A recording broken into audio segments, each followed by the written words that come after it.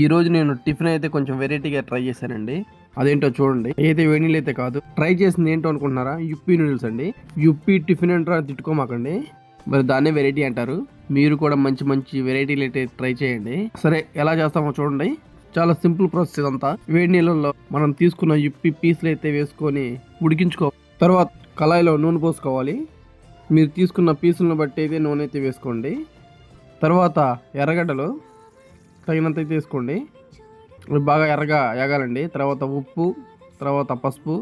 నేనైతే 2 ఎగ్స్ కూడా ట్రై చేశాను. తర్వాత కారం వేసుకుని బాగా తిప్పుకోవాలండి. తర్వాత యుప్పీ మసాలా అండి వేసుకొని బాగా తిప్పుకోవాలి. మనం ఉడికించుకున్న యుప్పీని మనం రెడీ చేసుకున్న ఎగ్ మసాలాలో వేసుకొని బాగా కలుపుకోవాలండి. యుప్పీ నూడిల్స్ అయితే రెడీ అండి. నేనైతే మా హీరోతో కలిసి అయితే తిన్నానండి. మా హీరో కూడా బాగా ఇష్టంతో తింటున్నాడు. చూడండి మీరు కూడా. టేస్ట్ అయితే చాలా బాగా వచ్చిందండి. మన వీడియో నచ్చితే లైక్ చేయండి, షేర్ చేయండి, సబ్స్క్రైబ్ అయితే చేసుకోండి.